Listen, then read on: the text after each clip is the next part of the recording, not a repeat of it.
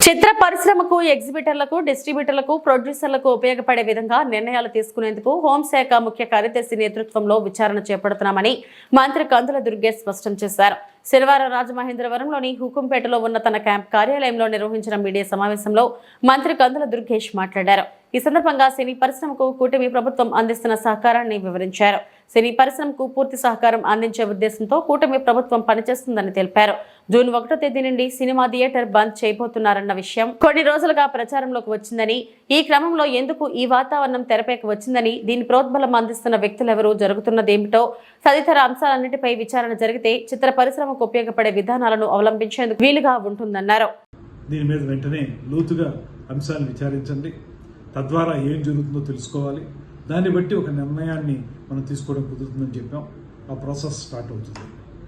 అయితే ఇవాళ ఒకటే మేము చెప్పేది అందరికీ కూడా, సినిమా రంగానికి చెందిన వారికి కూడా చెప్పేది, ఈ ప్రభుత్వం ముఖ్యమంత్రి చంద్రబాబు నాయుడు గారి నేతృత్వంలో అధికారంలోకి వచ్చిన దగ్గర నుంచి కూడా పరిశ్రమకి పూర్తిగా సహకారం అందించాలనేటువంటి ఆలోచనతో గత ప్రభుత్వంలా కాకుండా ఈ ప్రభుత్వం పూర్తిగా అన్ని అంశాలని పరిశీలించి మీకు సహకారం పెద్ద ఎత్తున ఇవ్వాలనేటువంటి ఆలోచన చేస్తున్న విషయం అందరికీ తెలుసు సినిమా పరిశ్రమ వారికి.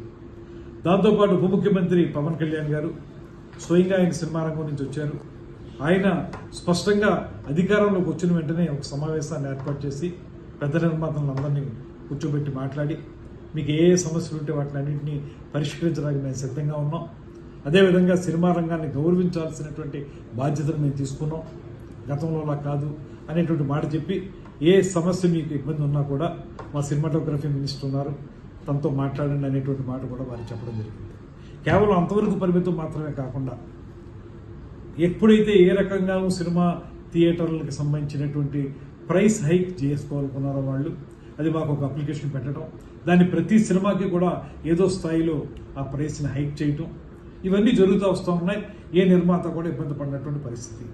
అదేవిధంగా సినిమా నిర్మాణం జరిగేటప్పుడు రాష్ట్రంలో ఎక్కడ ఏం జరుగుతున్నా కూడా వారికి ఏ అనుమతులు కావాల్సి వచ్చినప్పటికీ కూడా వెంటనే స్పందిస్తున్నాం.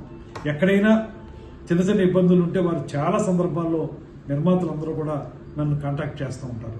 చేసిన వెంటనే వారికి అనుమతులు ఇచ్చే విషయంలో కానీ ఇతరత్ర అంశాల్లో కానీ వెంటనే స్పందించి వారికి ఆ రకమైనటువంటి సహకారాన్ని కూడా అందిస్తూ ఉన్నాం. ఇలాగ ఒక మంచి వాతావరణం నడుస్తున్నప్పుడు ఇప్పుడు సడన్గా థియేటర్లు మూసివేత అనేటువంటి అంశం తెర మీదకి రావడం అనేది ఎందుకు జరుగుతుంది? దీని వెనక ఏమైనా కారణాలు ఉన్నాయా?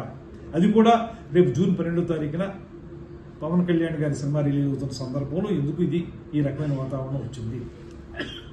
అదే సందర్భంలో ఒకవేళ మీరు థియేటర్లు మూసివేయాలనేటువంటి నిర్ణయం కానీ తీసుకున్నట్లయితే ఆ నిర్ణయాన్ని అసలు మీరు ముందు ఎవరితో చర్చించి ఆ నిర్ణయానికి రావాలి. కానీ ఎకాయికి థియేటర్లు మూసివేత అనేటువంటి తీవ్రమైన నిర్ణయానికి రావడానికి మీకు దోహదం చేసినటువంటి కారణాలు ఏంటి? ఇవన్నీ తెలియాల్సిన అవసరం ఉంది. కనుక ఈ విచారణ చేపట్టడం అనేటువంటిది కార్యక్రమాన్ని మేము తీసుకోవడం జరిగింది.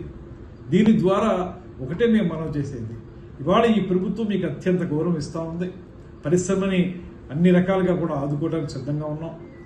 కలిసి ముందుకు వెళదాం అనేటువంటి ఆలోచన చేయడానికి వీలుగానే కొత్తగా సినిమా సంబంధించినటువంటి పాలసీని తీసుకొస్తా ఉన్నాం.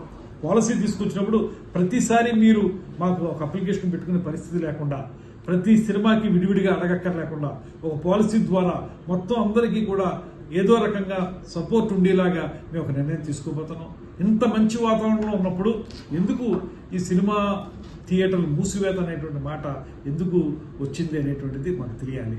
తెలిస్తే దాన్ని బట్టి రేపొద్దున పరిశ్రమలో ప్రొడ్యూసర్స్కి, ఎగ్జిబిటర్స్కి, డిస్ట్రిబ్యూటర్స్కి అందరికీ ఉపయోగపడే విధంగా మేము కొన్ని నిర్ణయాలు తీసుకోవడానికి అవకాశం ఉంటుంది. కనుక ఇది ప్రభుత్వం సహజంగానే ఈ విచారణ ద్వారా కొన్ని అంశాలను బయటికి తీసుకొచ్చి వాటి ప్రాతిపదికగా ఒక కార్యాచరణ ఏర్పాటు చేసుకోవడానికి చేస్తున్న ప్రయత్నం ఇది. దాన్ని తప్పనిసరిగా ముందుకు తీసుకెళ్తాం.